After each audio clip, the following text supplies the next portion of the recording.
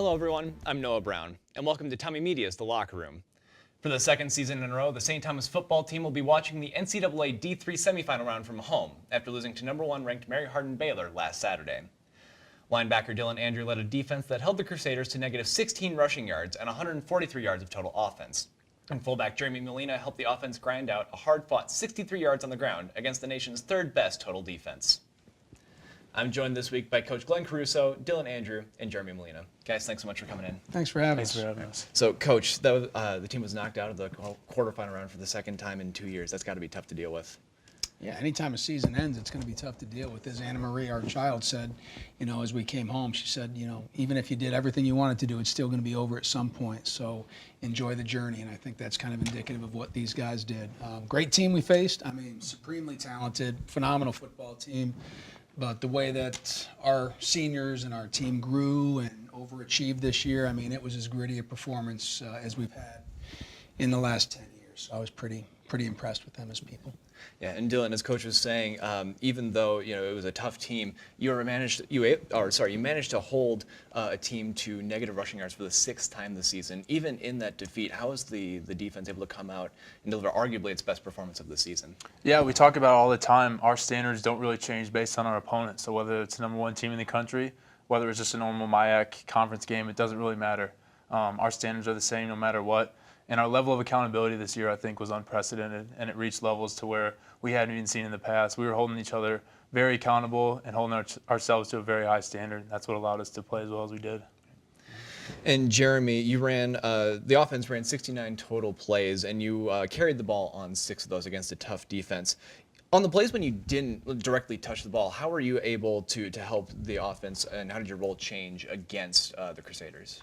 Well, I don't think my role changed compared to any other week. I just there's a job that I have to do, and that's the main priority. And as far as doing what I need to do when I don't get the football, that's easy. I think it comes down to just love. Like, I love the guy that's lining up next to me and I'm playing with. So it's just it'd be wrong not to do what I can to make the team better. The running game was facing some tough sledding there against probably one of the best defensive lines in all of Division III. How are you guys trying to adjust to combat what they were doing on the defensive side of the ball?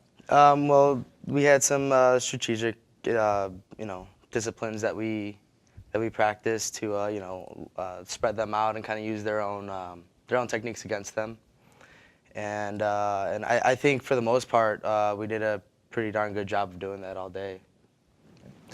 And so, Coach, a lot of teams in college football, and several of the ones who are still left in the tournament, prefer a spread offense where they rely a lot on passing and a lot of the quarterback option runs.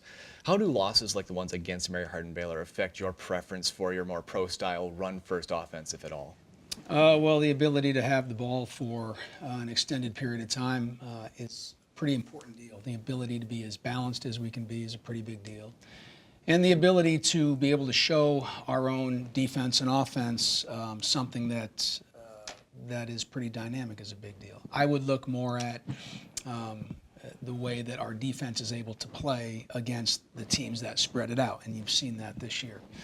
Certainly only one team is going to win it all, but there's some really good teams that are left in that field, and everyone does it a little different. You got I don't know what Brockport is. You got a Mary Hardin Baylor that's shotgun, but they're still mostly run. You got Oshkosh who's shotgun, but they're still heavy run. And same thing with Mount Union. So those basic tenets are what make you play in December and late. Right.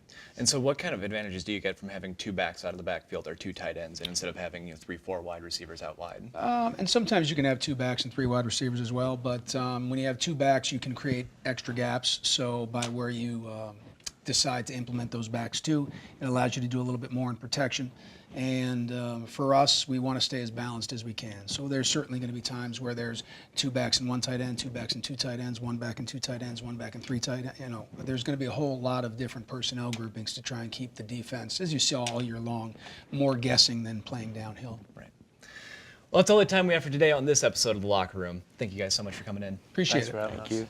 Be sure to check TommieMedia.com for all your campus sports news. With Coach Caruso, Dylan Andrew, and Jeremy Molina, I'm Noah Brown. Thanks for joining us, and we'll see you next time in The Locker Room.